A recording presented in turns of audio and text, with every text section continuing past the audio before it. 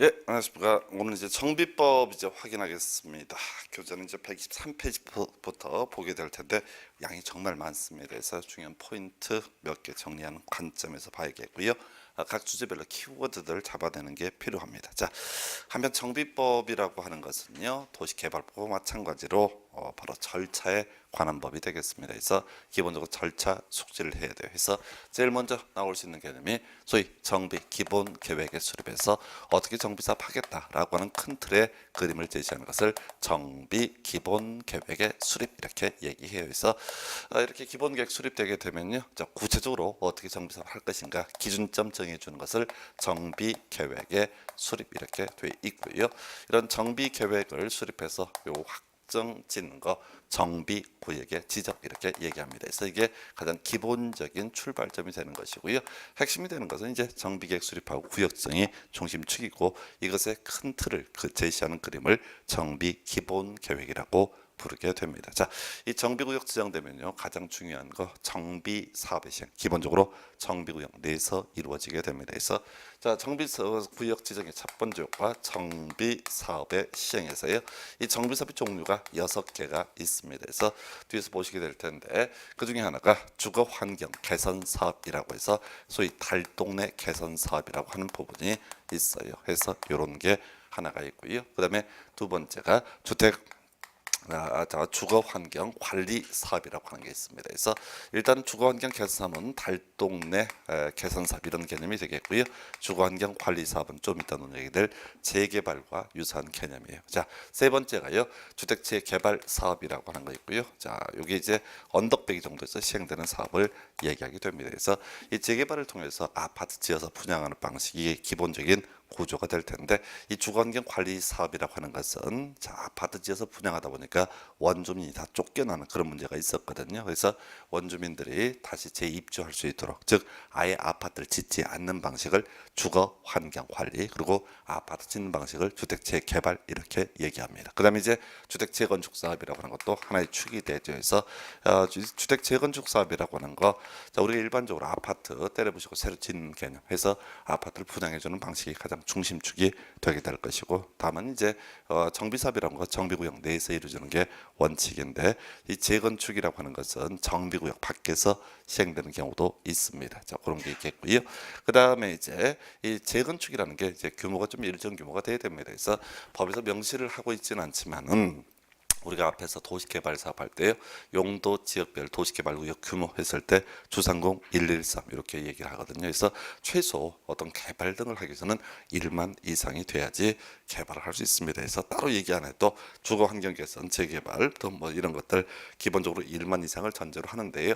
소규모 재건축 이걸 가로주택 정비 사업이라고 얘기를 합니다. 그래서 뒤에서 가로주택 정비 사업 같은 경우는 그 규모가 1만 미만일 때 한다라고 해서 좀 특수한 케이스예요. 그래서 이게 하나가 있겠고, 또 하나가 마지막에 도시환경 정비 사업에서 상가 재건축, 공장 재건축 사업을 묶어서 도시환경 정비 사업이라고 부르게 됩니다. 이 정도가 정비사업 종류예요. 상당히 이제 정의 자체도 많고, 그래서 정비법이 좀 어려워지는 게 사업이 이렇게 6개가 엮여 있어요. 그래서 하여튼 구역 지정되면 정비사업 시행한다 원칙이 되겠고, 재건축은요 정비구역 밖에서도 시행할 수 있다. 그다음에 가로 주택 정비 사업이라는 것은 가로구역, 소위 정비구역과는 아무런 관련이 없습니다. 다만 법에서 정의할 때 이 정비 사업의 일종으로 가로주택 정비 사업을 나열을 하고 있는 그런 상태예요. 그래서 이 구역 지정되고요. 그다음에 이제 시행자 문제 나오게 될 텐데 주로 이제 중심이 정비사업 조합이라고 하는 것이 핵심적인 요소가 되는 거예요. 정비사업 조합이라고 하는 게. 다만 예외적으로 시장 우수, 주공 등 뭐 이런 경우도 시행자가 될 수 있다 해서 이 정비사업의 종류에 따라서 시행자의 경우 수가 하나하나 달라지게 될 거고요. 자, 이제 본론 들어가야 되죠. 구역 지정되고요. 정비사업 시행합니다. 이때 시행자 주로 조합이 주로 중심축이 되는데 어느 쪽이 됐든 간에 이제 본론 들어가서 건설계획 작성을 하게 됩니다.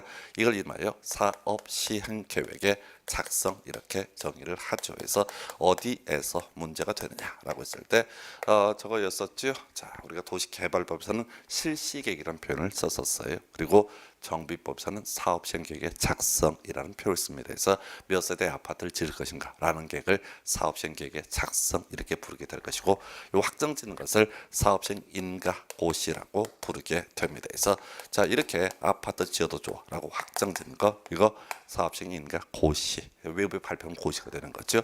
자 그리고 이 건설 계획에 대응해서 분양하는 계획, 이걸 우리가 관리 처분 계획이라는 표현을 쓰게 됩니다. 앞에서 도시개발법에서는요, 땅을 어떻게 나눠주겠다라고 하는 계획을 가리켜서 환지 계획이라는 표현을 썼었고요. 관리처분 계획이라고 하는 거, 아파트를 어떻게 분양을 하겠다라고 하는 것에서 나중에 중요한 이슈가 되는 것 중에 하나가 이 관리처분 계획이 정비법의 주연 방식이 되는데, 정비사업 중에서 주거환경관리사업이라고 하는 것은 소위 관리처분 계획 방식을 채택할 수 없다. 이런 게 나중에 주연 포인트가 되게 됩니다. 자 그리고 이 관리처분 계획 작성에서요, 확정 짓는 것을 관리처분 계획의 인가 고시라고 부르게 됩니다. 그래서 이렇게 이제 공급 계획이 확정이 돼요. 그래서 크게 정리하면 시행자가 건설 계획인 사업시행 계획서를 작성해서 확정 짓는 사업시행 인가라는 과정, 그다음에 이제 공급 계획으로서 관리 처분 계획이라는 것이 하나의 이슈가 되게 될 것이고요. 그리고 나서 이제 인가된 사업 시행 계획에 따라서 공사가 제대로 됐는지를 확인하는 것을 이름하여 준공 인가라고 이렇게 부르게 됩니다. 준공 인가라는 표현을 쓰게 될 것이고요. 그리고 나서 또 하나 문제가 되는 거, 소유권 이전에 드리겠습니다라고 외부에 발표하는 것을 이전의 고시라고 부르게 됩니다. 그래서 크게 보셔야 돼. 사업시행 인가된 사업시행 계획에 따라서 공사가 제대로 됐는지를 확인하는 것을 가리켜서 뭐라고 한다? 준공 인가라는 표현을 쓰게 될 것이고요. 인가된 관리 처분 계획에 따라서 공사가 인가된 관리 처분 계획에 따라서 소유권 넘겨드리겠습니다라고 발표하는 것을 이전의 고시해서, 모든 관리관계 이전 확정은요 기본적으로 이전의 고시의 다음 날 이렇게 얘기합니다. 그래서 이게 정비사업의 기본 절차 해서, 자 크게 보면 정비구역 지정하고요, 그 다음 단계로서 사업시행자가 사업시행계획 작성해서 인가 받습니다. 그리고 관리처분계획 작성해서 인가를 받게 됩니다. 그리고 나서 뭐라고요?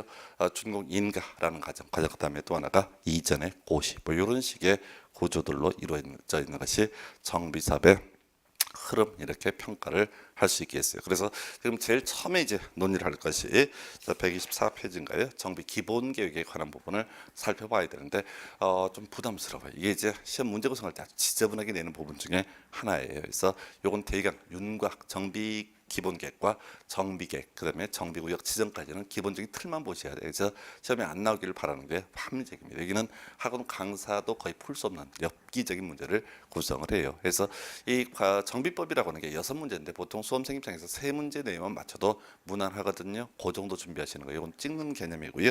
그래서 기본 구조 가겠습니다. 이 정비 기본 계획, 자 특별시장, 광역시장, 시장 등 수립을 하게 되는데, 출제하는 포인트, 자 제가 도움이 되는 시 중에서 대도시라고 하는 것과 그냥 시가 있습니다. 그래서 이 대도시 같은 경우 그냥 기본계획 수립하게 돼요. 근데 도 밑에 있는 시 중에서 인구 50만 미만의 시가 이걸 그냥 일반적인 시라고 부르게 되는데, 일반적인 시에 있어서는 어떻다고요? 이때는 소위 도지사가 기본계획 수립이 필요하다고 인정했을 때만 다 수립을 하게 됩니다. 전체 그림 보셔야 돼. 그래서 특별시나 광역시는 중요치 않고요. 항상 포인트는 대도시와 일반시를 구분해 봤을 때, 대도시에 있어서는 대도시장이 기본계획 수립을 하게 될 것이고요.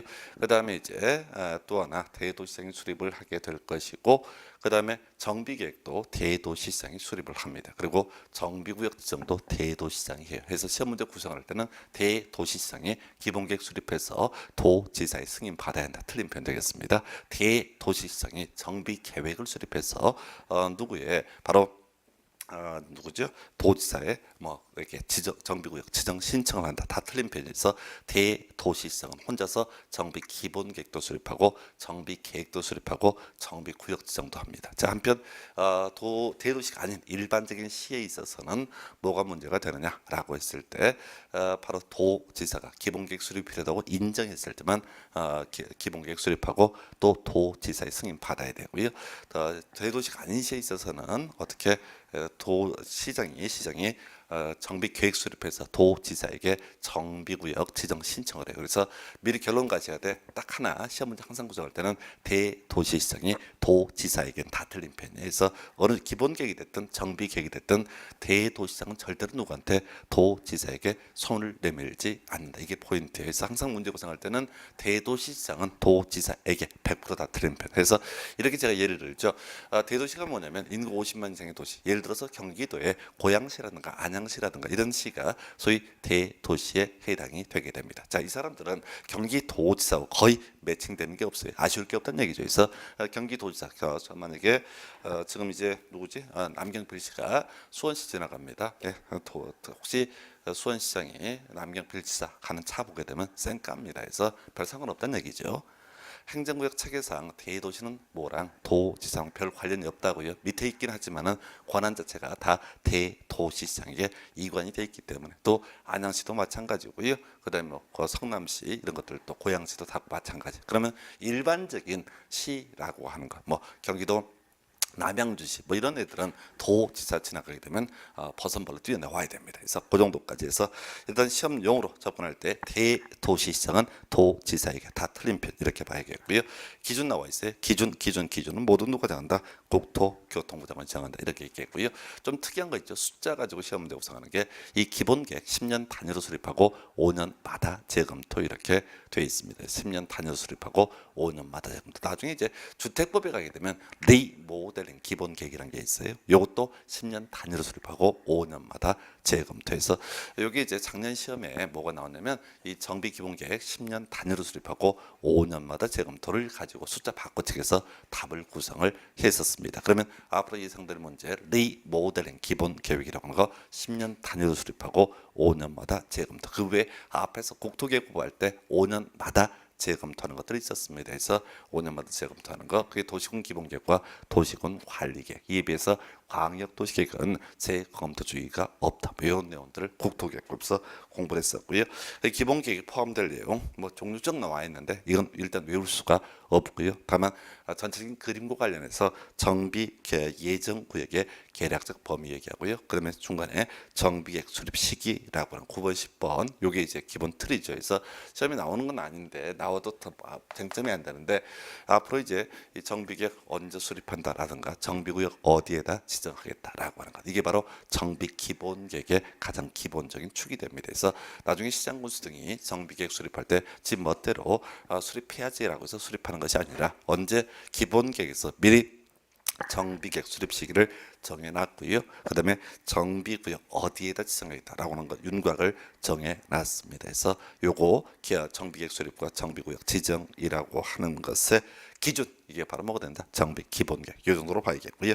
수립 변경 절차 등 나와 있고요. 여기도 이제 결론만 기억하겠습니다. 한 번씩 이제 엽기적인 지문이 구성이 돼 있는데 포인트 정리하게 되면요 이런 게 있어요. 대도시시장은 도지사에게 100% 틀린 표현해서 나머지 절차들 거의 이슈가 되지 않고요. 또 하나가 원래 이제 이 정비 기본계획 수립할 때 기본적인 절차로서 도시계획위원회 심의라는 과정이 필요합니다. 그런데 시험에는요 항상 예외가 출제가 되거든요. 그래서 이러이러이런 경우는 심의를 요하지 않는다 등 요 정도까지만 하겠습니다. 그래서 이 부분은 그냥 이제 학원 강사 정도 돼도 아리가리한 부분이고 그 정도까지 보셔야겠고요. 그 밑에 이제 쭉 가서 시군구청장 정비계획 수립한다라고 되어 있습니다. 그래서 전체 그림 보셔야 돼. 이 정비계획이라고 하는 것은 정비 기본 계획의 내용을 구체화시킨 계획입니다. 그리고 이 정비 계획은요 나중에 건설 계획이라고 부를 수 있는 사업 시행 계획서의 기준점으로서 의미가 있습니다. 그래서 사업 시행 계획서의 기준점으로서 의미가 있다. 뭔 소리야?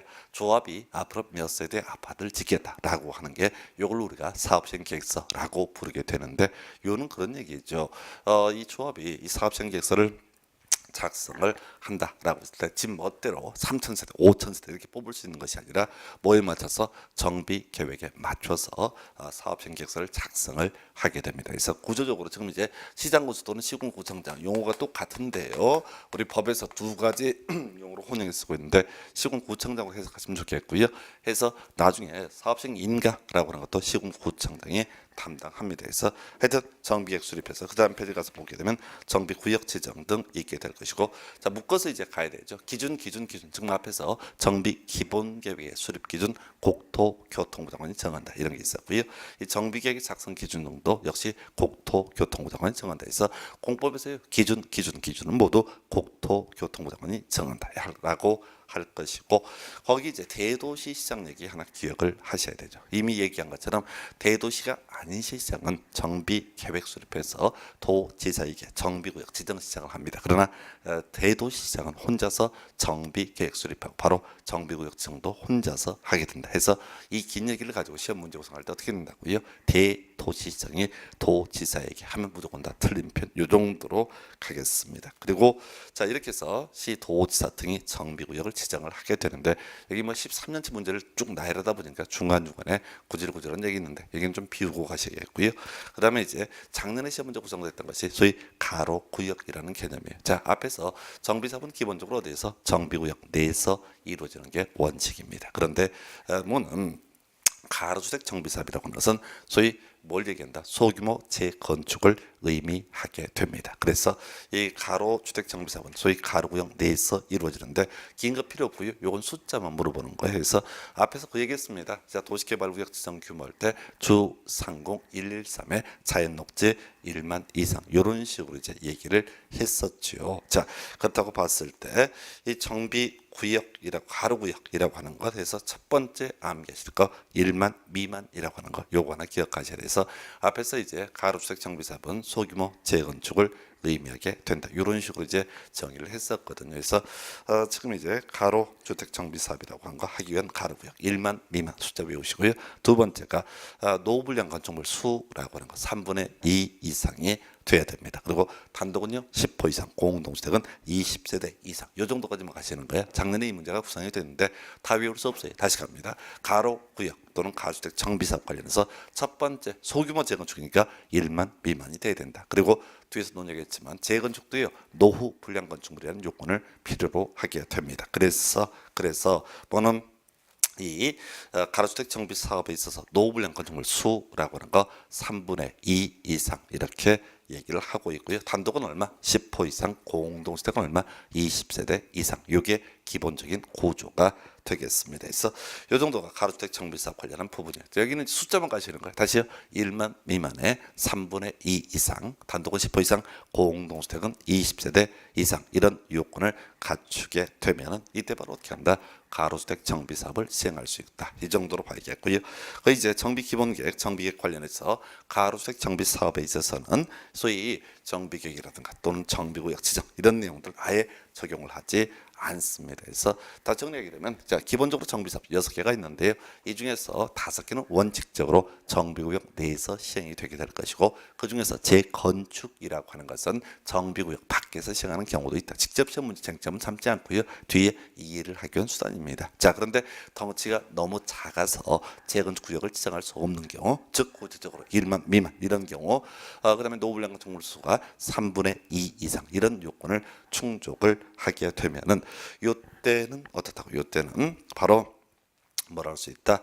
소위 가로주택 정비사업을 한다. 그래서 이 가로주택 정비사업이라고 하는 것은 정비구역과는 전혀 별개의 문제라 해서 이 정도까지가 기본적인 구조. 자, 그래서 이제 실질적인 문제 한 3년에 한 번씩 구성되는 게 안전진단이라고 하는 개념이 문제가 되게 됩니다. 그래서 자 일단 종류, 안전진단 종류 필요 없고요. 지문 4개 정도 외우시면 충분합니다. 그래서 이 4개만 갖고 주구장창 시험 문제 구성을 하고 있어요. 그러니까 나온다는 4개 지문 가지고 내는 것이고, 아니면 안 나오는 것이고 3년에 한 문제꼴로 출제가 되니까요.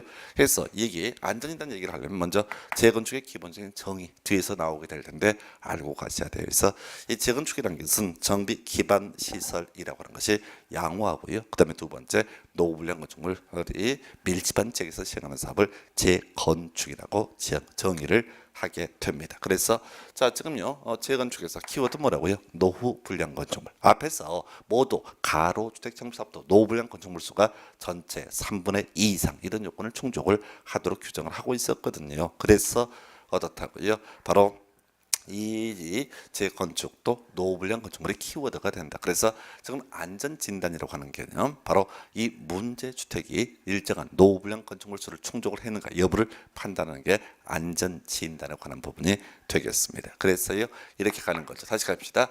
지금요 정비 사업을 하기 위해서는 정비구역의 지정이 있어야 되고요.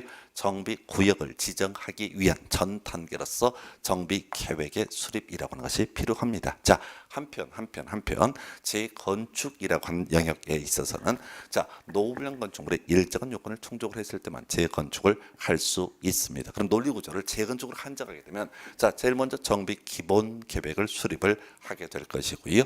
그다음에 재건축을 위한 정비 계획을 수립을 해야 되는데 재건축은요 노후불량 건축물이라는 일정한 요건을 충족을 해야 합니다. 그래서 어떻다고요?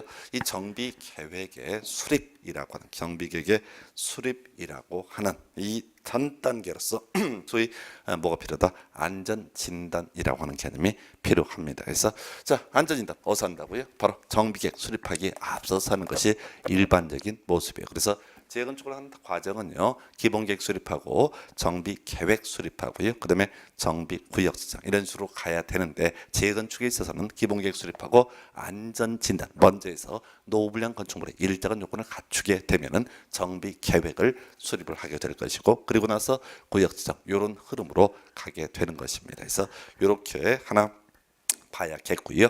그 다음에 이제 문제가 되는 거. 자, 재건축은요 정비구역 안에서 시행되는 게 일반적인데 정비구역 밖에서 시행할 수도 있다. 이런 식으로 논의를 했었습니다. 해서 지금요 재건축 정비구역 밖에서 한다. 이건 뭐냐면은 일단 구역 자 재건축을 하기 위해서 정비구역을 지정을 하게 됩니다. 근데 옆에 주택 단지 같이 묶어서 재건축을 하고자 합니다. 그럼 따로 이 정비 계획 수립해서 구역 지정할 것이 아니라 그냥 묶어서 어떻게 할 수 있다? 재건축을 할 수가 있다. 그런데 재건축의 기본적인 요건은 노후 불량 건축물이라고 하는 것이 핵심적인 요소였어요. 그래서 같이 묶어서 재건축을 하고자 할 때도 뭐가 필요하다? 최소한 이 동네가 노후불량 건축물의 일정한 요건을 충족을 했는가라고 하는 안전진단이라고 하는 개념이 필요합니다. 그래서 결과적으로 정리하면 안전진단이라고 하는 것은 정비계획을 수립하기에 앞서서 재건축을 위한 정비계획을 수립하기에 앞서서 하는 것이 바로 안전진단이라는 개념이 하나가 될 것이고요. 그리고 나서 또 뭐가 있다고요? 여기 자 정비구역 밖에 재건축할 때도 안전진단이 필요하다 해서 이걸 우리가 의무적 안전진단이라고 하는 개념과 신청에 따른 안전진단 이런 식으로 이제 구분을 하게 되는데요. 자 시험에 나올 포인트 정리해 보겠습니다. 4개, 5개, 최대 5개, 4개 정도 필요해요. 128페이지인가요? 의무적 안전진단 대상이라고 해서 정비 예정 구역별 정비계획 수립 시기가 도래한대라고 되어 있습니다. 그래서 이런 얘기죠. 기본계획 수립했습니다. 그리고 이제 재건축을 하고자 합니다. 그러면 정비 계획을 수립을 해야 되는데 그 전 단계로서 뭐가 있을 수 있다고요? 바로 안전진단이 있을 수 있다. 여기에서 이제 의무적 안전진단. 이거 나와도 답이 되지 않는 주제고요. 그다음에 이제 안전진단의 신청이라고 하는 항목 나와 있고요. 숫자 10분의 1 되겠습니다. 원래 법에서는 4가지가 있어요. 근데 우리가 기억할 것은 10분의 1이라는 숫자만 기억을 하시면 됩니다. 그래서 사실 이제 정비법이라고 하는 영역이 숫자가 좀 많은데요. 자, 하여튼 안전진단에서 첫 번째 암기하실 항목 뭐라고요? 10분의 1이라고 하는 숫자 요게 하나의 논의의 포인트가 된다. 10분의 1이라는 요건을 충족하면 어떻다? 이때는 안전진단 신청이 가능하다. 그래서 이 지문은 거의 법조문을 보시면 엄청 길게 나와 있기 때문에 절대 옳게는 출제를 못합니다. 무조건 틀리게 내는 숫자예요. 그래서 다만 지금까지 내지 않았던 문제 중에서 괄호 넣기 형태 문제로 예상을 해볼 수 있습니다. 괄호 넣기에서 10분의 1이라고 하는 거 요거 물어보는 경우가 있다라고 하는 것 이렇게 하나 기억을 하셔야겠고요. 해서 지금요 안전진단 영역에서 신청하자 의무적 안전진단이라고 하는 거 바로 정비 예정 구역별 정비계획 수립 시기가 도래하게 되면 의무적으로 안전진단해라. 그래서 나중에 구역청에서 소위 재건축 같은 정비사업 이루어지게 될 것이다. 이에 대응해서 자 정비구역 밖에 재건축 등 관련해서요 안전진단 신청하려면은 그냥 지들 멋대로 몇 사람이 요구한다고 해서 되는 것이 아니라 누가 바로 토지동 소유자 10분의 1 이상의 동의를 받아야 한다. 이렇게 볼 것이고요. 그다음에 이제 안전진단의 제외 대상 제일 중요한 포인트죠. 자, 세 가지 요건이 있습니다. 원래 법에서는 네 가지인데 시험에 뜨는 건 세 가지만 문제가 되게 됩니다. 그래서 자, 거기 이제 안전진단 제외라고 해서 자, 키워드부터 가볼까요? 자, 붕괴, 그다음에 사용 금지, 진입 도로라고 하는 거 세 가지가 있어요. 그래서 요건 뭐냐면은 자, 안전진단이라고 하는 개념이 이 동네에 노후 불량 건축물에 일정한 요건을 충족을 하느냐 하지 못하느냐 요걸 물어보는 게 안전진단이거든요. 그래서 일정한 요건을 충족을 하게 되면 재건축할 수 있는 이런 흐름으로 가게 되는데 자, 여기 이제 붕괴해 버리면 굳이 안전진단을 실시할 실익이 있다 없다? 없다는 얘기죠. 붕괴가 돼버렸으면 이미 무너졌는데 뭐하러 들어가서 안전진단을 하겠습니까? 두 번째, 아직 무너지진 않았는데 무너질 게 너무나 명백한 경우가 있다. 이게 바로 뭐가 된다? 사용 금지라고 하는 개념. 그리고 세 번째가요, 진입도로라고 해서 이 진입도로 이런 경우에요. 자, 재건축 등을 시행을 함에 있어서 주택 단지가 이만큼인데 도로가 이쪽에 이렇게 놓여져 있는 경우가 있어요. 그래서 지금요, 진입 도로를 확보하기 위해서 일정한 주택 단지가 아닌 일정한 건축물을 같이 묶어서 재건축을 하는 경우가 있습니다. 그러면 여기는 이미 무너뜨리려고 하는 그런 건물이기 때문에 이 건축물이 노후 불량 건축물인지 굳이 확인할 필요 없습니다. 그래서 개념을 보면 이런 식이에요. 자, 이게 이제 노불량 건축물인지 여부를 판단하는 게 안전진단이라는 개념인데 이미 무너져 버렸거나 무너질 우려가 있거나 또는 무너뜨리려고 할 때는 어떻다? 안전진단에서 제외한다. 시험 그래서 키워드는 붕괴, 사용금지, 진입도로인데 시험에 뜨는 건요, 그 뒤에 시장 군수가 인정하는 거 가지고 요거 맨날 나오는 게 시도지사가 인정하는 거 이런 식으로 장난친단 말이죠. 그래서 모두 뭐라고요? 시장 군수가 인정하는 것 이렇게 가십시다. 시장 군수가 인정하는 것 그리고 나서요. 그리고 나서 나와 있는 것이 바로 안전진단의 제외. 이게 제일 얍실해요. 그래서 문제 구성할 때는 빤해요. 붕괴, 사용 금지, 진입도로 요걸 갖고는 틀리게 내지 않습니다. 뭐 괴붕 이렇게 쓸 수는 없잖아요. 사용 가능 이런 표현 못 쓰잖아요. 그래서 붕괴, 사용 금지, 진입도로라고 하는 것은 던져주고 대신 시장 군수가 인정하는 것 요걸 갖고 시도지사가 인정하는 것 이렇게 장난을 치거나 더 얍실한 지문들은 어떻게 되냐면 붕괴, 사용금지, 진입도로 시장 군수가 인정하는 것 그리고 안전진단의 실시 대상이다라는 식으로 해서 틀리게 구성하는 거예요. 그래서 안전진단의 제외 대상이다라고 해서 제가 키워드 시험 용어로 가면은 시장 군수가 인정하는 것은 어떻다? 안전진단의 제외 대상이다. 이 정도가 주요한 이슈가 되겠습니다. 자, 지금까지 용어 한번 가볼까요? 첫 번째, 자, 안전진단 언제 하느냐 했을 때 정비 예정 구역별 정비객 수립 시기가 도래하게 되면 이때는 의무적으로 안전진단을 실시해야 된다. 두 번째요. 자, 신청은 무조건 뭐라고요? 10분의 1. 자, 정비법이 숫자가 포인트가 많이 돼요. 그래서 앞에서 숫자 중에 포인트 된 거 정비 기본계획 10년 단위로 수립하고 5년마다 재검토. 그리고 안전진단의 신청에서는 무조건 뭐라고요? 10분의 1. 길어서 그 의미를 내지는 않습니다. 그래서 그냥 숫자 깔아버리면 5분의 1, 3분의 1에서 틀리게 뽑아주고요. 그 다음에 아직 안 나왔던 거 과로 느낌 문제로서 10분의 1, 10분의 1 이런 것을 물어볼 수가 있겠습니다. 그리고 나서요. 바로 안전진단의 제외 대상이라고 해서 붕괴, 사용금지, 진입도로 시정수가 인정하는 것은 안전진단에서 제외하게 된다. 이 정도까지. 예. 그래서 지난번 한번 답이 됐던 것이긴 한데 중요치 않는 게 안전진단의 의뢰라고 하는 개념 있죠. 그래서 자, 이건 내용 보는 거 아니고요. 자, 시군구청장이 직접 안전진단을 하는 게 아니라 전문기관 등의 의뢰해서 안전진단을 한다. 그리고 하나 기억하실 것이 비용 부담이라고 하는 것. 자, 요거는 뒤에 문장 키워드를 잡으셔야 돼. 안전진단 요청한 자에게 부담케 할 수 있다. 키워드 뭐라고요? 요청하는 자에게 부담케 할 수 있다. 요청하는 자에게 부담케 할 수 있다. 그래서 뒤만 외우시는 거야 해서 지문을 어떻게 구성하든 간에 이 굳이 법조문을 해석하면 기본적으로 누가 부담한다? 시장 군수가 부담한다. 원칙은 시장 군수가 부담한다. 근데 경우에 따라서 요청하는 자에게 부담케 할 수 있다. 그래서 시험 문제 구성할 때는 단순하게 깔아버립니다. 그래서 요청하는 자가 부담해야 된다라는 식의 지문이 틀린 표현이 되겠습니다. 그래서 요청하는 자에게 부담케 할 수 있다. 요 정도로 이렇게 기억을 하셔야겠고요. 해서 지금 이제 안전 진단 관련해서 요 정도까지 다시 정리해 볼까요? 자, 첫 번째, 자, 정비 예정 구역별 정비계획 수립 시기에 도래하게 되면 어떻다? 이때는 안전 진단 실시해야 된다. 중요치 않고요. 자, 두 번째 신청보라고요. 10분의 1. 그리고 이 신청과 관련해서 같이 맞물려 가는 것이 이런 안전 진단 신청에 있어서 시장 군수가 그 비용을 부담하는 게 원칙인데요. 누구한테 요청하는 자에게 부담케 할 수 있다. 요 정도까지. 그리고 나서 제일 중요한 것은 붕괴, 사용 금지, 진입도로 시장 군수가 인정하는 거 안전 진단 대상에서 제외되게 된다 해서 붕괴, 사용금지, 진입도로 시장공사가 인정하는 것은 제외한다. 이 정도까지 되겠습니다. 그래서 나머지 별 쟁점되지 않아요. 그래서 과거 19회 시험 정도까지만 하더라도 거의 매년 출제가 됐던 주제인데 이 안전진단이라고 하는 주제 요즘에는 한 3년에 한 문제 구성하고요. 총 4-5가지 쟁점으로 정리하실 것. 자, 해제는 한 번 나왔었는데 별 의미 없고요. 여러분 교재 이제 그 한 페이지 넘어가면 정비구역 지정의 효과라고 해서 정비 사업의 시행이라는 주제가 나와 있어요. 자, 이 정비사업의 종류를 따져 묻는 것은요. 부동산 공법에서도 출제가 되고요.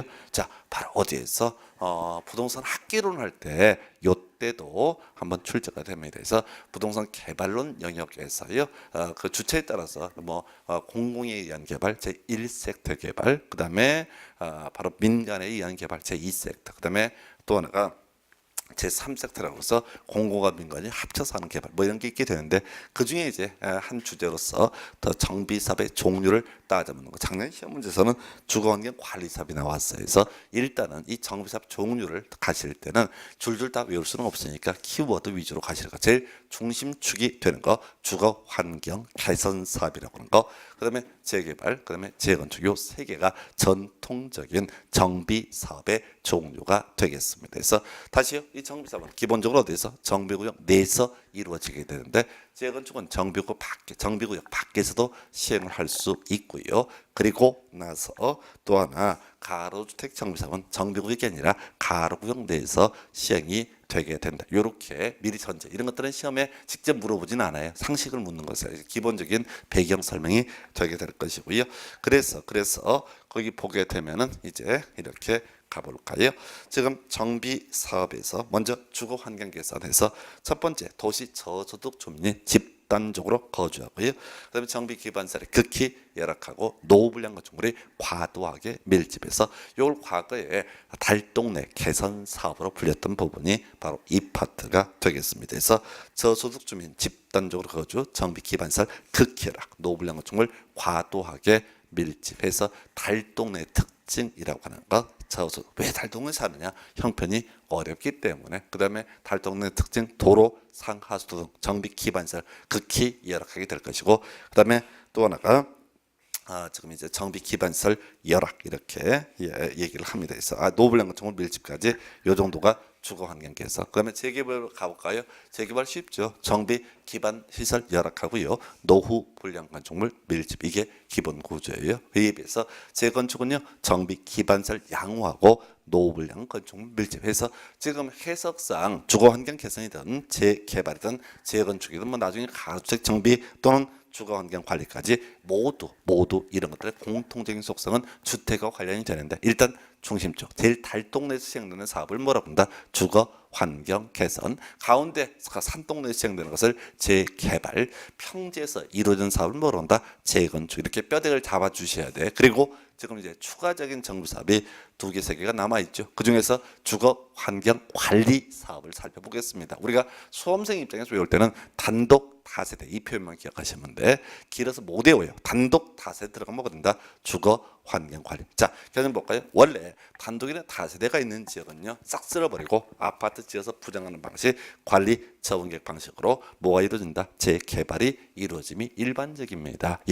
그런데요 지금 뭐에는 이 주거환경 관리라고 하는 것은 원래 재개발해야 될 지역이거든요. 근데 아까 한번 지적을 했다시피 재개발을 해야 될 지역에서 뭐가 문제가 될 수가 있다고요.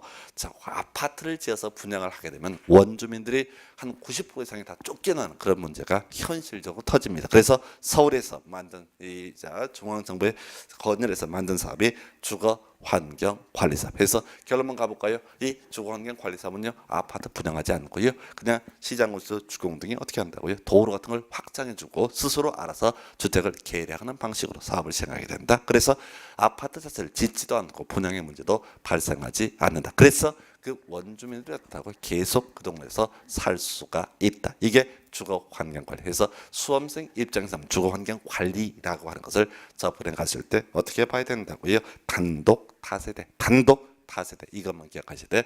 단독과 다세대라고 하는 것 이렇게 가야겠고요. 그다음에 이제 가로주택 정비사업 남아 있죠. 그래서 아까 한번 이미 설명드렸어요. 이 가로주택 정비사업은 소규모 재건축을 가리켜서 다 가로주택 정비사업이라고 부르게 됩니다. 그래서 아까 가로주택 정비사업 가로구역에 요건이 있었죠. 1만 미만일 것, 노블량 건축물수가 3분의 2 이상일 것, 그리고 단독은 10호 이상, 공동주택은 20세 이상. 요것만 기본 출명 잡는 거예요. 그래서 사실 이걸 벗어나는 지문이 뜬다라고 할지라도 지금 제가 지적해드린 요 4개, 5개만 있게 되면 시험 지문 5개 중에서 한 서너 개 지문을 다 소화하고 다 찍어내실 수가 있습니다. 그래서 자, 이 가로주택 정비사업이라고 하는 것은 소위 가로구역 내에서 시행이 되는 거죠. 그래서 가로구역에서 자 노블량 건축물 등이 밀집하게 되면 이때는 가로주택 정비사업을 시행을 할 수 있다. 이 정도고요. 그다음에 이제 도시 환경 정비사업 엄청 긴데요. 상업적, 공업적 나와 있죠. 예, 상가 재건축, 공장 재건축을 가리켜서 뭐라고 한다? 바로 자 이때는 도시 환경 정비사업에서 요 관련해서 지금 이제 27회 때 나왔던 문제가 부동산 학개론에서 자 뭐를 가지고 주거 환경 관리 사업의 정의를 쫙 깔아놓고 이 사업은 무엇이냐 이런 식의 문제가 나왔어요. 그래서 일단은 사업 대상 어떤 특징까지 공법에서 낼 확률도 요즘에는 대단히 떨어지게 되는데요. 뭐는 주거 환경 관리는 외울 게 뭐라고요? 단독 다세대 이런 식으로 가겠습니다. 그래서 이렇게 해서 6개 사업을 묶어서 부를 때 뭐라고 한다? 정비사업. 이런 정비사업은 기본적으로 정비구역 내에서 이루어지는 게 원칙인데 재건축은 정비구역 밖에서 시행이 될 수도 있겠고요. 그리고 또 하나가 뭐가 있다고요? 가로주택 정비사업은 가로구역 내에서 진행된다. 자, 이게 기본인데 문제는요. 16회, 20회 때 등 잘 안 내요. 지금 28회 시험이니까 거의 내지 않는데요. 정비사업 시행 방식을 묻는 경우가 있습니다. 이거는요. 그 옆에 이제 차트에 같이 묶었는데 시행 방식에서 인 걸 외우는 게 아니라 아닌 걸 외우셔야 돼. 이건 출제 비중이 떨어지기 때문에 인 걸 외우는 게 아니라 아닌 걸 외우셔야 된다. 그래서 일단은 정비사업의 가장 중요한 방식은요. 관리 전객 방식이 되겠습니다. 그리고 정비법에서 두 번째로 중요한 방식은 소위 환지 방식 또는 수용 방식이 될 텐데 지금 이제 이 환지 방식에 대해서는 도시개발법에서 설명을 드렸거든요. 그래서 도시개발법 규정을 준용한다. 이렇게까지 정리를 하게 됩니다. 이런 전제 하에서의 시행 방식에 되는 걸 절대 외우는 게 아니야. 안 되는 거. 요건 출제 비중이 낮기 때문에 아닌 거 몇 개만 외우시면 되는 거예요. 그래서 자, 우리 정비법에서 가장 중요한 사업 시행 방식은요. 관리 정계획 방식 이렇게 얘기를 하게 됩니다. 근데 유일하게 관리 정계획 방식을 채택할 수 없는 정비사업이 있습니다. 그게 바로 주거 환경 관리 사업. 아까 원래 재개발해서 아파트 분양을 할지요. 이 지역에 대해서 어떻게 한다고요?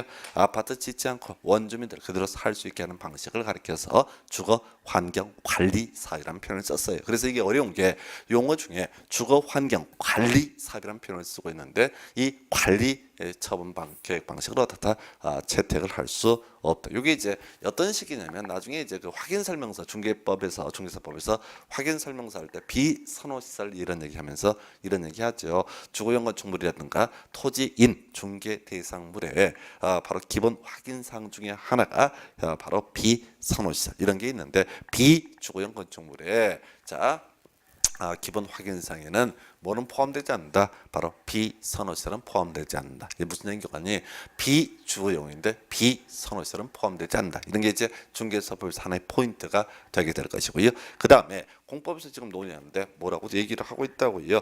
주거 환경 관리 사업에는 어떤 방식을 채택할 수 없다. 관리 처분계획 방식을 채택할 수 없다. 여기 이제 주거 환경 개설하고 혼동하면 돼요. 주거 환경 관리 사업은 관리 처분계획 방식을 채택할 수 없다. 이게 하나의 이슈가 되게 될 될 것이고요. 그다음에 이제 환지 방식 안 된다라고 하는 건 나와 있습니다. 그래서 자 우리가 이제 환지 방식이라는 게 아파트 분양하는 것이 아니라 땅을 분양해 주는 방식을 환지 방식이라 부릅니다. 예, 정비법에서 이제 묻는 방식 중에 하나가 환지 방식인데 문제는 주거환경관리사업은 어떤 방식의 환지 방식을 채택할 수 없다. 자 아까 주거환경관리가 뭐가 있어요? 단독 다세대 한지역에서 시에서 도로 같은 거 확장해 주는 방식을 주거환경관리사업. 그러면 환지는 뭐예요? 다 쓸어버리고 땅 분양하는 방식이거든요. 그래서 관리 전문계획 방식은 환지 방식도 채택할 수 없다. 자, 그다음에 재건축 얘기를 봐야 되죠. 재건축 보면 허용되는 방식이 관리 전문계획 방식 하나밖에 없습니다. 그래서 땅 분양하는 환지 방식을 채택할 수 없죠. 어떤 재건축에서요? 기존의 아파트 다 쓸어버리고 땅 7평, 8평 나눠주는 경우 이런 건 있을 수가 없다는 얘기죠. 그래서 이 주택 재건축 사업에 있어서는 관리 전문계획 방식을 채택할 수 없다. 이렇게 이제 가야 될 것이고 그 다음에 자 우리가 소규모 재건축을 가리켜서 뭐라 부른다? 바로 가로주택 정비 사업이라고 부르기로 했습니다. 그래서 이 가로주택 정비 사업이라고 하는 것도 어떤 방식 환지 방식을 채택을 할 수가 없다. 요 정도로 기억을 했으면 좋겠습니다. 그래서 요 정도가 해서 이제 정비사 분류라고 하는 그런 개념이 되게 될 것이고요. 해서 요 정도 보셨습니다. 해서 지금요 기본 정의 주거 환경 개선 사업이라고 하는 거, 자 도시 저소득 주민 집단적으로 거주하고 정비 기반시설 극히 열악하고 노후불량 건축물 과도하게 밀집. 자 주거 환경 관리 사업이라고 하는 거 다세대 단독 이게 키워드. 그리고 재개발은 정비 기반시설 열악하고 노후불량 건축물 밀집. 재건축은 정비 기반시설 양호하고 노후불량 건축물 밀집. 그리고 가로주택 정비 사업이라고 하는 거. 자 소규모 재건축이다. 가로구역 안에서 시행되는 사업이다. 그다음에 상가 재건축, 공장 재건축을 가리켜서 도시 환경 정비 사업. 그리고 시행 방식 관련해서는 관리 전문계획 다 되는데 유일하게 안 되는 게 뭐가 된다? 바로 주거 환경 관리 사업. 환지 다 되는데 환지 방식 땅을 분양할 수 없는 방식은 주거 환경 관리와 재건축과 가로주택 정비 사업. 그래서 시행 방식을 묻는 문제는 뭘 찾아봐야 돼? 먼저 주거 환경 관리를 찾아보셔야 돼. 그래서 이 주거 환경 관리에 관리 처분계획이라든가 또는 환지라는 표현 들어가면 틀린 표현 이렇게 가는 것이고요. 재건축에 있어서는 뭘 빼야 된다고요? 환지라고 하는 거 들어가면 틀린 표현. 그 다음에 시험지문 분석할 때 이도 저도 없으면은 이때 가로주택 정비사업을 찾아봐야 할 것이고 거기에서 뭐가 있으면 안 된다고요? 환지라고 하는 것이 들어가면 안 된다. 요 정도로 정리를 하겠습니다. 그래서 요 정도가 이제 사업 시행 방식하고 종류 얘기. 그다음에 이제 여기서 파생되는 문제가 132페이지인가요? 노후 불량 건축물 등 용어의 정의입니다. 그래서 자, 이 노후 불량 건축물은 미리 결론부터 말씀드리면 키워드 안전 사고라고 하는 것이 키워드가 되게 될 것이고요. 핵심이 뭐냐면은 이 노후 불량 건축물은 절대 틀리게 내지 않아요. 무조건 옳게 안전 사고에서 보통 틀린 것을 고르지 않을 때 옳게 되는 제문 노후 불량 건축물 되겠습니다. 그래서 이거 일반적인 모의고사 이런 거 할 때 막 뭐라고 출제를 하게 되는 다 부질없어요. 시험이 나오지 않습니다. 지금 13년 동안 냈던 질문 딱 하나예요. 안전사고에 우려가 있는 건축물 요 하나만 구성하고 답이 되지 않습니다. 다만 이 노후불량 건축물을 통해서 우리가 기억을 해내야 하는 것은 다른 것이 아니라 뭐라고요? 바로 이 노후불량 건축물의 요건을 갖춰야지 재건축과 혹은 뭐를 가로주택 정비사업을 시행할 수 있다. 이 정도의 개념으로 날려야 되고요. 자 시험 문제 포인트는요. 바로 정비 기반 시설의 종류하고요. 공동 이용설의 종류를 따져보는 거. 요게 출제 포인트예요. 그래서 지금요. 우리 재개발할 때 정비 기반설 열악하고 노후불량 건축물 밀집 이런 식으로 갔단 말이죠.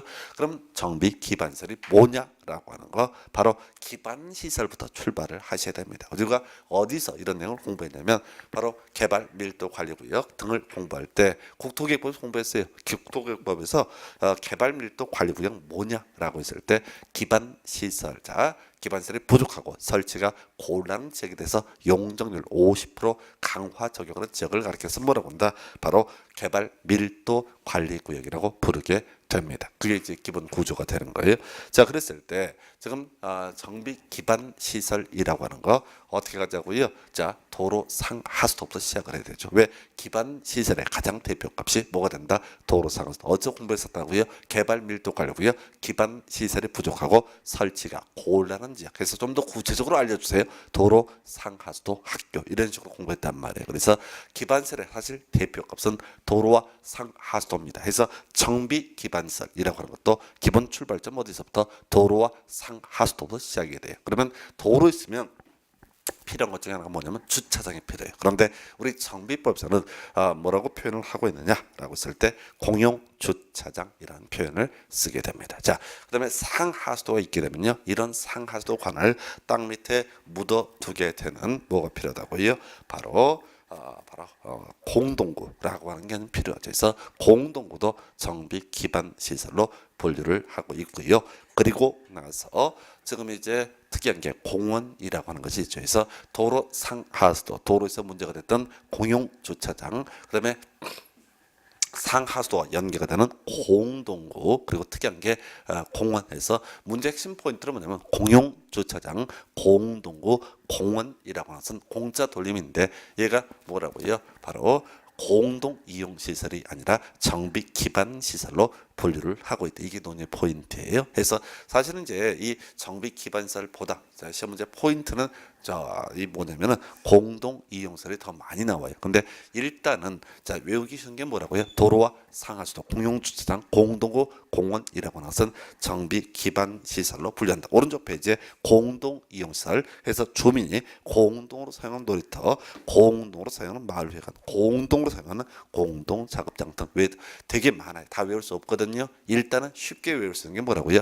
정비 기반 시설에서 도로와 상하수도, 공용 주차장, 공동구, 공원이라고 하는 거, 특히 세 개 공짜 돌림, 이게 공동 이용 시설이 아니라 뭐로 분류하고 있다? 정비 기반 시설로 분류하고 있다. 그 정도에서 지금 용어에서는 노블령 건축물, 그다음에 정비 기반 시설, 그리고 공동 이용시설, 요 세 개 가지고 주로 시험 문제 출제 포인트를 삼습니다. 문제는 대지라든가 주택단지 이런 것들은 시험 지문에 떠도 답을 뽑는 지문이 아니다. 그래서 지금까지 단군이 이 나라를 만들고 나서 그저 용어의 정의를 따져볼 때는 공동 이용 시설과 정비 기반 시설의 정의만을 가지고 출제를 해오고 있다. 다 외우면 좋겠지만은 그도 힘드니까 바로 정비 기반 시설이라고 하는 거, 도로 상하수도, 공용 주차장, 공동구, 공원 이렇게 얘기합니다. 그 정도고요.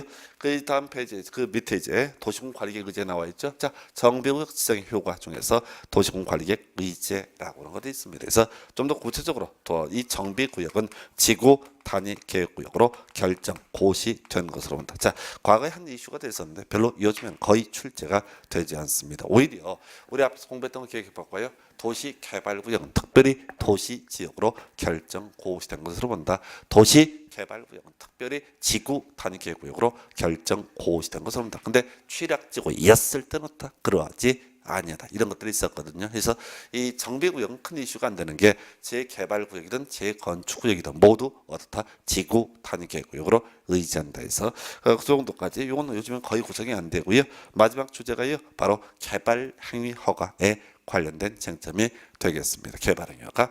자, 이게 우리 국토기획법부터 먼저 비교해 볼까요? 국토기획법에서 개발 행위, 건축물의 건축, 공작물의 설치, 토지 형질 변경, 토속 터치, 토지 분할, 물건을 쌓아놓는 행위, 이런 게까지 있게 되는데 그 중에서 말이죠. 그 중에서 자, 바로 허가상 우리가 외웠던 거 연장, 확대는 어떻게 해라? 허가를 받아라. 한편 허용사항 중에 통지 항목이 단축과 축소는 어떻다? 통지하면 된다. 예. 그리고 나서 문제가 되는 것이 뭐가 있다고요?